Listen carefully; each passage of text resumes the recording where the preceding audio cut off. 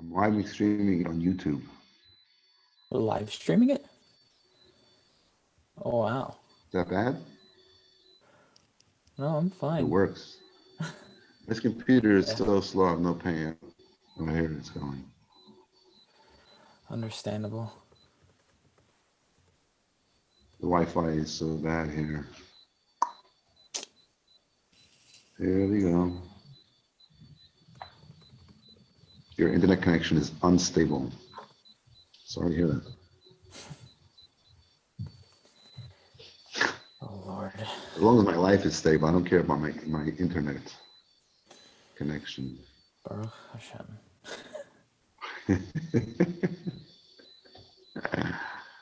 Are you done with school yet? Yeah, I just finished. Oh, hello. That's a loud thing. Yeah, I just finished this morning. I took my last final. I'm done. You're doing summer classes also, right? Yeah, unfortunately. When does that start? Like the end of May. So I Oh, you have have a like a few couple of weeks. weeks of, yeah. I mean, it's very good to have school. Keep you busy. Yeah. Yeah, good thing because I was gonna maybe try to get some sort of an internship in New York while maybe commuting from Boston and stuff, but you know what? It's better it happened this way. Yep. Hashem runs the world. Yeah. Okay. So Yep. chapter 3, you have the screen, right? Yeah, I got it. Ketzad mafrishin habikurim. How do you separate bikurim? Now we talked about a lot of theoretical stuff. Which trees? Then we talked a lot of comparison, bikurim, truma, meiser, all this kind of stuff. So now the question is, ketzad mafrishin habikurim. How do you separate? How do you separate bikurim? Yered adam l'teich sadeu v'roye te'enish bikra. A person goes down into his field and he sees that there's a ripe fig, eshkol shabika, a cluster of grapes that is ripened. Rima and shabika, a pomegranate that's ripe. Koishre begeme, he ties it with a little string, a rope. The Aimer, and he says, Hare el bikurim, these are bikurim. Wow. And the commentary explains that such a designation renders them bikurim and need not repeat the statement when he plucks the fully grown product. Thus, the pasuk says, "And now behold, I have brought the first fruits of the land," which implies that while must qualify as fruit when you bring it, this need not be so upon setting aside when unripe grapes or figs once designated become bikurim. So basically saying, when you bring the bikurim, it has to be a fruit. But when you see it's just ripening, you can argue that technically it's not a fruit yet. It's still in it's just beginning to become a fruit. That doesn't matter. As long as when you bring it, it's a fruit. Okay. Rabbi Shimon says, nonetheless, he has to return and call them bikurim after they're detached from the ground. So the first opinion is you just say this is bikurim when you put the little rope around, the little string around it, reed grass around it, and then that's enough.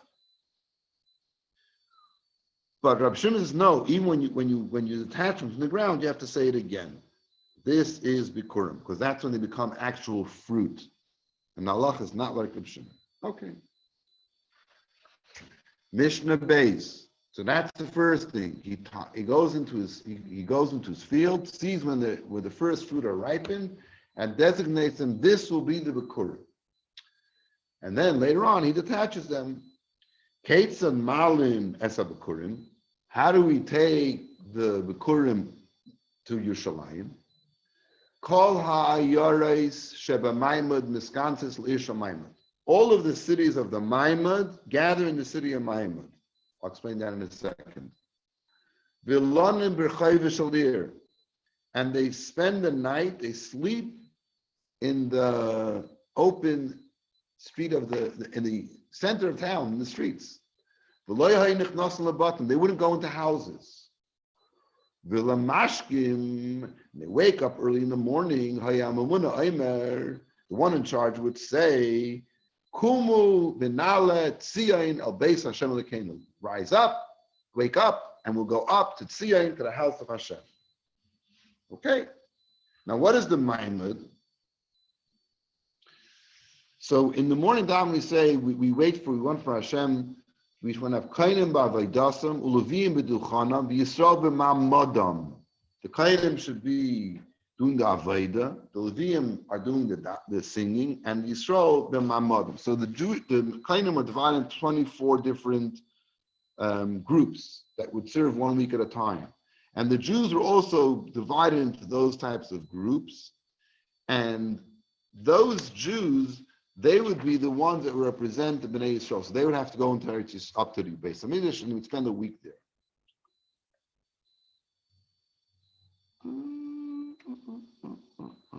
Okay. They were called Anshe HaMaimad.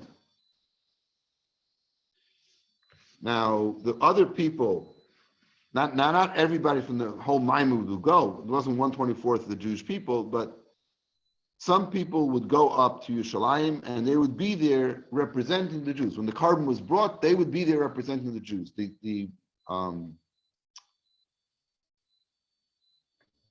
public, the community sacrifices. Okay.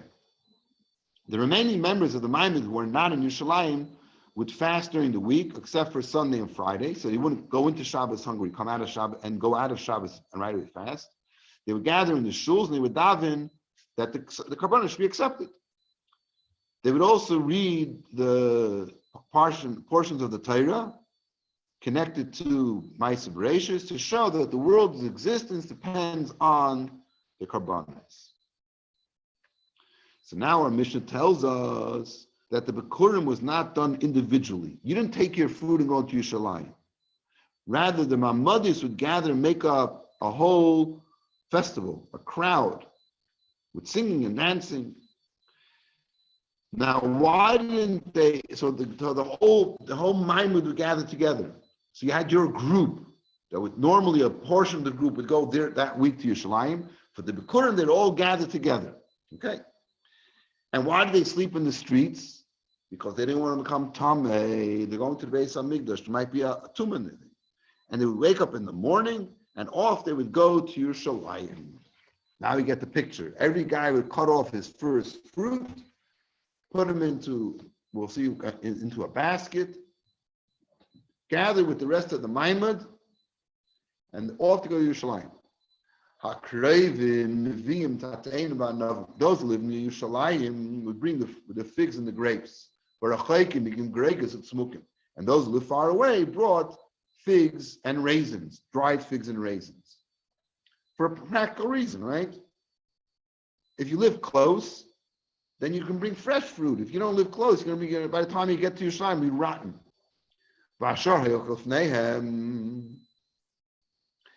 And an ox went in front of them. Some say that wasn't being brought as a carbon. And its horns were covered with gold. And they put on it a crown of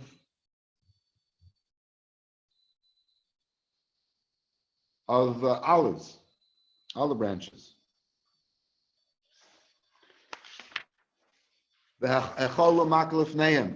Oh, we're getting to the music part here. A flute played in front of them. Until they got close to Yerushalayim. They got close to Yerushalayim. They would send in front before them. They would send a messenger before them to let the people of Yerushalayim, let them know that they were coming. And then they would adorn the Bikurim. They would get them, now they're getting ready to bring them. They would put the nicest stuff on top. The supervisors of the Kohanim, the deputies who helped the Leviim, and the treasurers, what would they do? They would come out to greet them. According to the rank of those that came in, meaning to say, how many, what kind of rank? Because Jews have no ranking, all Jews are holy. If a lot of Jews came, a lot of Kohanim came out. All of the craftspeople of Yerushalayim would stand up and would greet them. They say, oh, the people that came from Boston or from New York, come in peace. Actually, from Tzfat or Tveria, because you can only bring Bikurim from Eretz Yisrael. So now they've arrived in the Yerushalayim. The flute was playing in front of them. Till they came to the Temple Mount. Got to the Harabayis.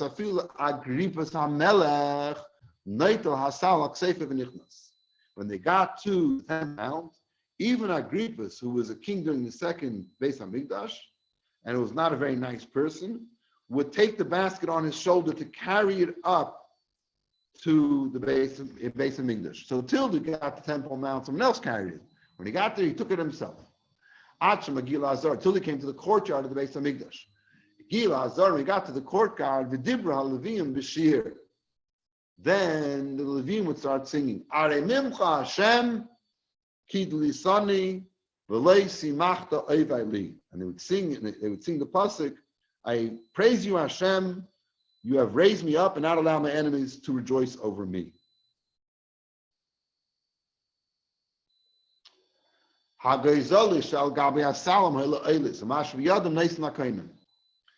The pigeons that were on the baskets, which were used for burnt offerings, and what they had in their hand to give to the kohanim. What does that mean? To adorn the Bikurim, they brought doves and pigeons, some of them which were hanging on the basket. They don't want to put them on top of the basket because you know what birds will do. You don't want the birds doing what they do on top of the Bikurim, the special fruit. So they would hang them on the side, attach them somehow. And they were brought as a korban. And what they had in their hands, they gave to the kohen. What does that mean? They brought a gift. Some say the baskets that they had in their hands. So all the pigeons that were connected to the baskets and were brought as korbanos. So everything they had, they would give to the kohen. Okay. While they still had the basket on their shoulder, they would make an announcement before they gave it to the kohen. They would say the psukim in the Torah, from Higad to Hayem Hashem Akecha, I've come today to announce to Hashem, until he fills the whole parasha, the whole story that we were slaves in Egypt, and Hashem took us out, before that we were by Lavan, and now Hashem brought us to the land, and here are our fruit. That was the announcement. Rabbi Yehuda that it would stop earlier. When they came to the part where they said Arami Ovid Avi, which is the first pasuk, they would take the basket.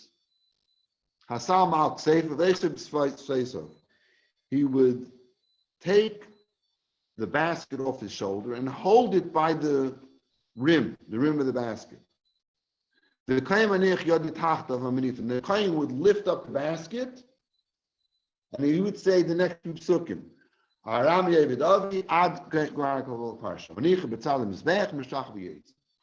And then after reading the psukim, they put the basket near the mizbeach, bow down, and then he would leave the Beis Hamikdash. Okay? That's how they brought the Bikurim. Bereshina, it used to be originally, Kol Mishadei Likreis Kari. Whoever knew how to read the psukim would read them. Kol Mishadei Likreis, whoever know how to read the psukim, Makarnaisi, they would read it for him. Nimnu Malahavi, so people who couldn't read stopped coming bringing Bikurim. So what happened? His skino they inserted that they should read for. The way they do is means they would read it for him, he would repeat it. But then people who know how to read were embarrassed. So he made it that nobody reads on his own. Someone reads it before you and you repeat after him. By the way, this is a very, very common practice in one of the very, very common ceremonies. You know what I'm talking about? The ceremony of getting married under the chuppah. So we know what happens under the chuppah, especially in the Sephardic community.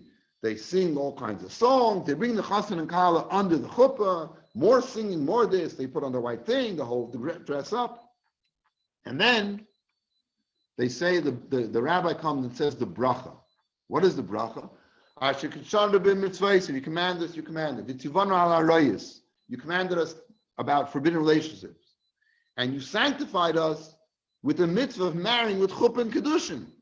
Blessed be Hashem who sanctifies Jewish people through chuppah and kedushin. Who says the bracha? The rabbi. He's not getting married, right? When you woke up this morning, you put on your tefillin. You said Hashem, you say, "Oh, mitzvah tefillin." You made the bracha laniach tefillin, and you put on tefillin because you did the mitzvah. You made the bracha.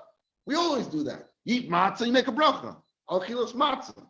Here, the rabbi is saying, "Ashikachana mitzvah." One day, in the right time, with the right person, you'll be standing under the chuppah with your soon wife to be, and the rabbi is going to say to you like this: "I am saying this bracha on your behalf. Don't say Baruch Hu, Baruch Shemo, because that's an interruption. You can't be if you're being absolved of an obligation by somebody else saying the bracha. Do not say Baruch Hu, Baruch Shemo. Just answer Amen, and have in mind that you're fulfilling your obligation. Because the chassan has to make the bracha. He's getting married. It's a mitzvah. He makes the bracha to get married. Why is the rabbi making it? Because the rabbi is doing it because the chassan used to do it. But then there was men that getting married who didn't know Hebrew. And so therefore someone had to say it before them and they repeat it. They got embarrassed. So it's not to embarrass the chatan, the rabbi says the bracha. The same thing of, and we're saying, whoa, who ever heard such a thing? You tell them, calm down. The 3rd chapter of Bikurim, the 7th Mishnah says exactly that. The Torah says that when you bring the Bikurim, you should say these psukim. And what happened? They didn't know how to say it, so they stopped coming. So they said, everybody that comes doesn't say the pasuk on his own. He repeats it after the kohen. Okay, it's not exactly the same as the chuppah. Over there, you can't repeat the bracha, but it's the same idea. Okay. Next Mishnah. What kind of container did they bring the Bikurim in?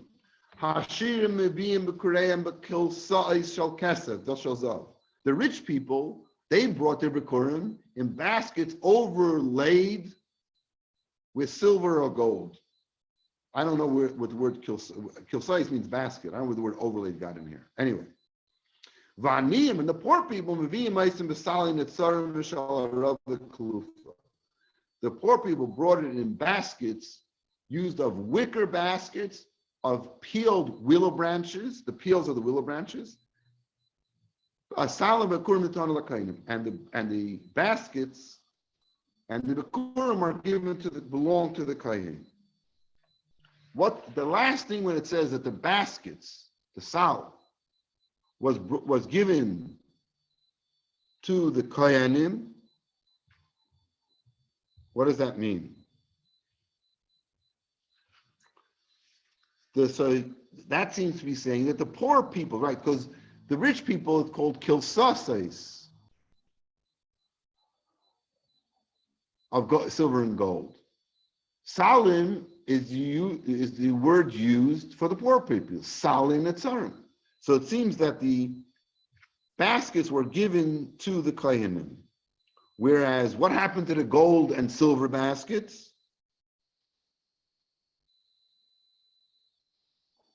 Seems that the rich people took it home. And over here comes the saying that everybody knows this saying. Everybody knows it. Nobody knows that it comes from the Gemara. The saying is, the rich people bring their Bikurim in silver and gold baskets. And then they give it to the Kohen. He takes out the fruit and gives the basket back. The poor people bring it in a basket of reeds or grass, woven. They hand it to the Kohen. He keeps the fruit and the basket. So from there, the Gemara says, the rich people keep on getting richer. And the poor people get poorer. So not only they brought the fruit, they have to give the basket also. And that's the saying in the Gemara, that after the rich comes rich money, after the poor comes poverty. But what's the reason? So the simple thing is like this. When the rich person brings the Bikurim in gold and silver, you think he wants to give away the gold and silver baskets to the Kohen? No, he wants to do the mitzvah in a beautiful way, so he brings it in gold and silver. But he didn't really have intention to give it to the Kohen. So therefore, he's allowed to take it home. Whereas the poor person who brings a simple basket, what does he care? It doesn't cost him anything. So he takes it and thing. It's the same thing. Sometimes you bring let's say you have in the community, they have a kiddush at home or an engagement party that's made at home. So the neighbors bring cakes and whatever. So when your neighbor brings you like a nice, beautiful cake on a silver platter, you assume that she brought you the cake. She wants the platter back. If she brings it on a plastic plate, you have to give it back, give back to her. Similar over here. Another thing over here, another understanding is that the poor man doesn't have many fruit. So therefore he wants to make it a nicer gift. So he gives the basket as well. It's not an expensive basket. He wants to enhance it a little bit. Okay.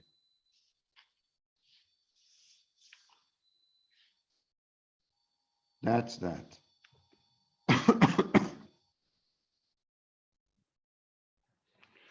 We do see over here this idea that the Torah says you have to bring it in a basket. What do you bring in a basket? Who cares how you bring it? Where do you, not truma, not mice. No, another other time the Torah says you should bring something to the Kohen, tells you what kind of container you bring it to.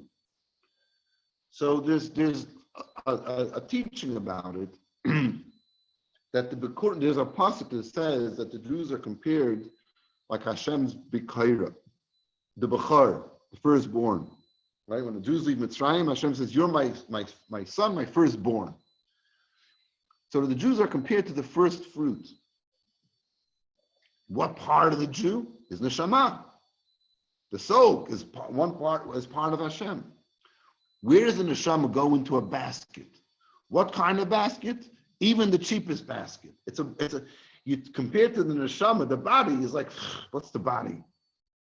But when you put the Bikurim when you put the neshama into the body, then both of them become part of the Bikurim. That's the partnership between the body and the soul. Okay. Next Mishnah. Rabbi Shimon ben Nanas Omer. Rabbi Shimon ben Nanas says, Ma'atanas Bikurim chutz mishivas aminim. You can decorate the Bikurim with fruits other than the 7 kinds. We already learned that you only bring Bikurim from the 7 kinds that Yisrael is praised for. You only can bring from the 7 kinds. Okay. So the first opinion, we understand. You bring in the Bikurim, we can adorn them with other stuff. Rabbi Kiva says no. Why? Because then it looks like you're bringing Bikurim, so you put oranges and apples. People, you can bring Bikurim from oranges and apples, but you can't because not one of the 7 kinds. So therefore he says, don't put them on the basket at all. Okay. Rabbi Shimon says, Sholish midis b'Bikurim. There's 3 elements to the Bikurim. HaBikurim, that's the Bikurim itself. Then that's the actual first fruit. Then you have Tosefes HaBikurim. So the first fruit is one fruit. You learn. You go you see that it's coming ripe. You put a reed around it to remember which one it is. So you bring 1 pomegranate, 1 cluster of grapes. No, Tosefes, you can add more fruit of the 7 kinds. And the third thing is Iter HaBikurim, the decorations which we talked about in the last Mishnah, which there's a machlekes whether it can be any of the 7 kinds, only Bikurim. Min b'minay. The additions to the Bikurim must be like the same kind.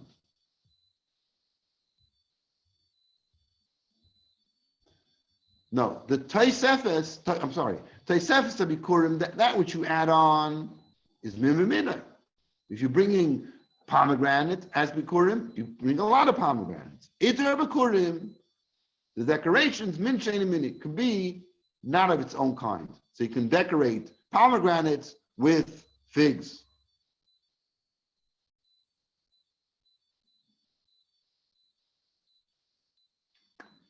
Tosefes Bikurim nachels b'tahara. The additional Bikurim that you bring has to be eaten in a state of purity. And it's exempt from the Mai. I'll explain that in a second. The itra bikurim, the decoration of the bikurim, chai b'demai, chai b'demai.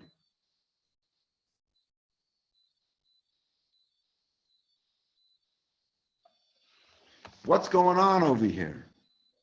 Who cares what's what? So the Mishnah, why is the Mishnah telling us you have the Bikurim itself, you have the addition to the Bikurim, then you have the decoration? So first of all, the question is, does it have to be from the 7 kinds or from the same kind or not? That's one thing. What kind of fruit can you use? The second thing is,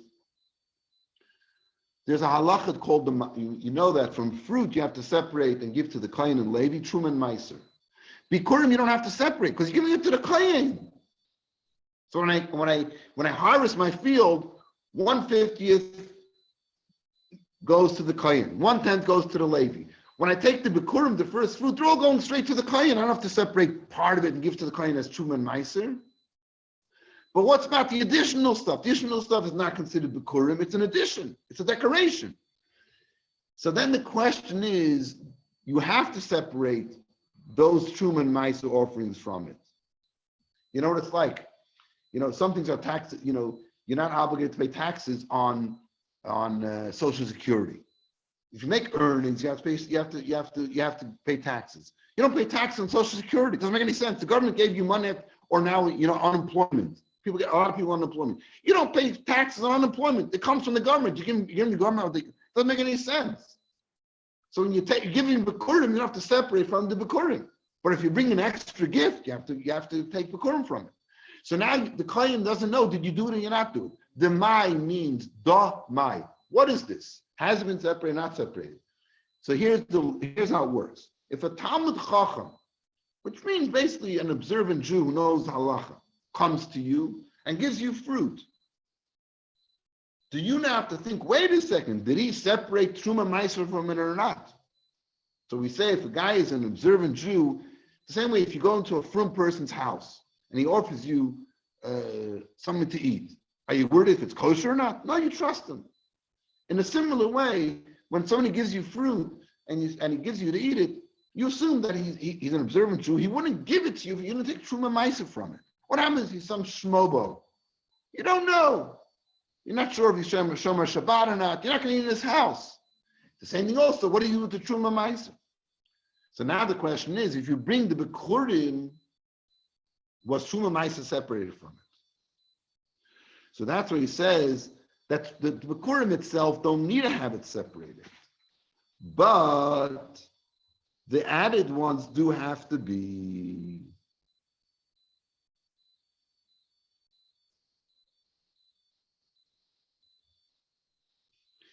So not only the Bikurim itself, but the addition to the Bikurim means the same type of, you bring 1 pomegranate as Bikurim and you add 10 more, all of them, you don't have to worry about it. But the Itur, that decoration, the apples, the oranges, whatever else you put on, that we have to find out. You have to be careful, and therefore, if you're not sure, let's see, if it's brought to you by an Amma Aretz, an unlearned person who doesn't know halacha, he may not have taken Truma Meiser from it, then the Kohen has to separate it before he eats it. Okay. When do we say that the Taisis Bikurim, the additional Bikurim, are just like the Bikurim? If it's brought from Eretz Yisrael, then ain't a bum in Aretz, ain't a Bikurim. But if it's not brought from Eretz Yisrael, then it's not the same. Why? Because then we're not sure if they separate the Bikurim or not.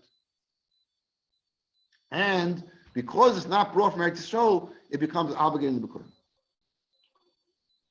Okay, that's a technicality about that. Lama Amru. Why did they say Habikurim kenichsik hakoyin? What does it mean that the Bikurim are property of the kohen? In what way? How? He says he can purchase with the Bikurim slaves, land, non-kosher animals, and a creditor can take it to pay his debt, and if he has to pay his wife the ksuba, but yishu b'ksubasa, kaseifer Torah, like a sefer Torah.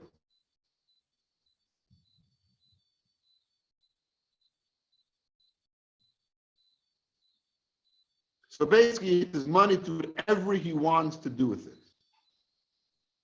Like a Sefer Torah. Sefer Torah is holy. You can sell and do what you want with the money. Or he can even, or some say he could buy a Sefer Torah with it. Okay. If you could buy a non-kosher animal, why shouldn't you be able to buy a Sefer Torah? Because if you buy a non-kosher animal, what are you going to do with it? You use it to plow your field, which will allow you then, in other words, the Bikurim, you have to eat them. So if you sell them for an animal, eventually it's going to come around that you can get food from it. It'll plow your field, you sell the animal, if you sell the animal, you can use it for your needs. So part of your needs are buying food. But a Torah scroll, you can't sell a Torah scroll and use the money whatever you want. So therefore it says you can even buy a Torah scroll.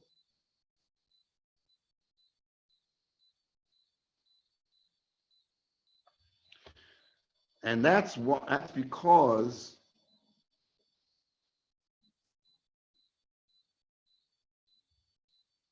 because the Torah scroll could be sold to get married or to study Torah. So in other words, the claim he'll have a use from it. Others say that that it's just like a Torah scroll. That just like when you sell a Torah scroll, it remains holy. If I sell you a Torah scroll for $40,000, I have the money. The Torah scroll remains holy; it doesn't lose its holiness.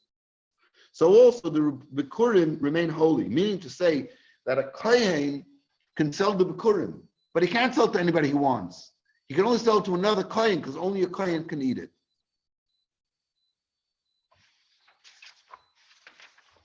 That's the end of chapter 3. Okay, let's finish chapter 4 while we're here already. It's not talking about Bikurim. It's a totally some question why it's even attached here. It's a bunch of interesting halachas. A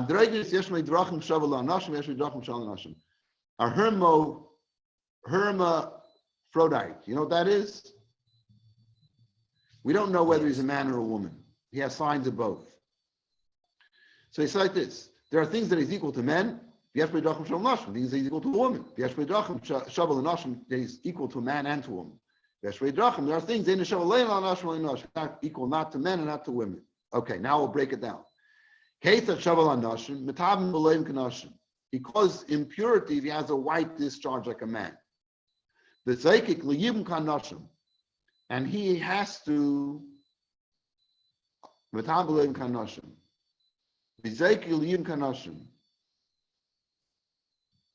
hey, they left this out.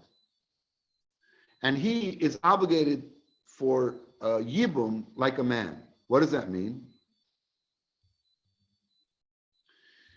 That means, I don't know, in my text it doesn't even have this. Basically means that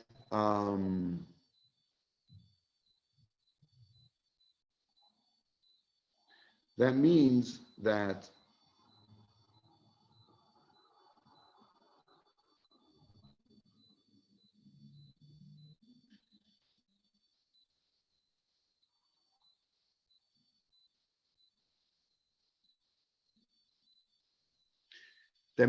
his brother passed away without children, and then his brother has a wife, he's obligated to marry the woman. He dresses and he takes a haircut like a man. He's not allowed to dress like a woman. He gets married, but not be taken as a wife.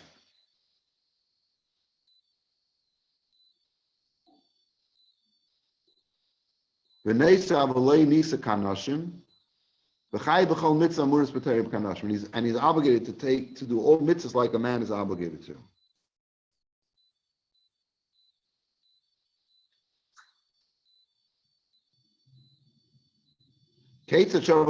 How is he similar to a woman?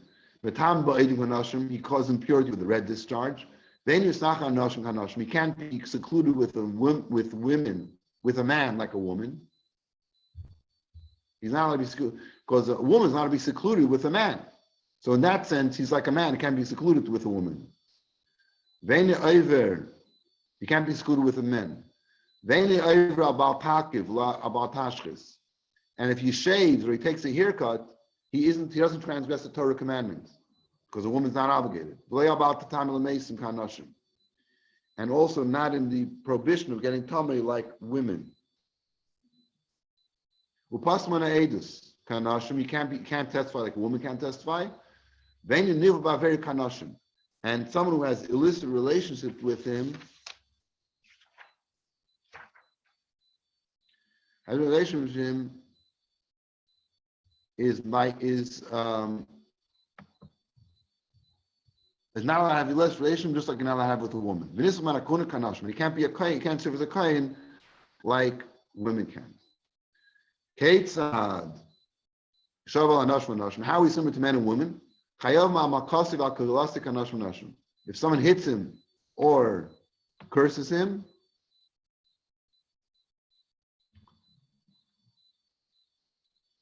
he's liable like by men and women. If someone kills him unintentionally, he has to go to exile to the Ari Mikla, and doesn't intentionally gets killed like a man or a woman.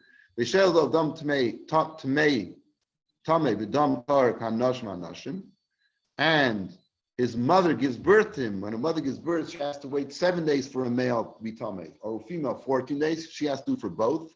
He's able to inherit like a man or a woman. And if someone takes a vow, I'm a nazir, if that man, that person is a man and a woman, then he becomes a nazir. How is he not similar not to men or to women? One does not, the English over here is completely wrong. It doesn't fit at all. I don't know what's going on here. Anyway, we'll finish it. All right. Ein sarfin truma. Lekasi lekanashim anashim. Ein nerach lekanashim anashim.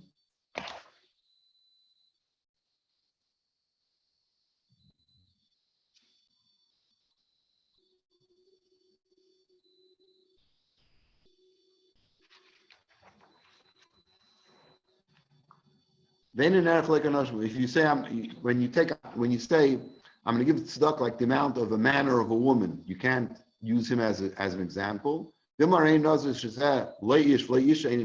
he says he's not, that this man is not a man or a woman, he's not a nazir. An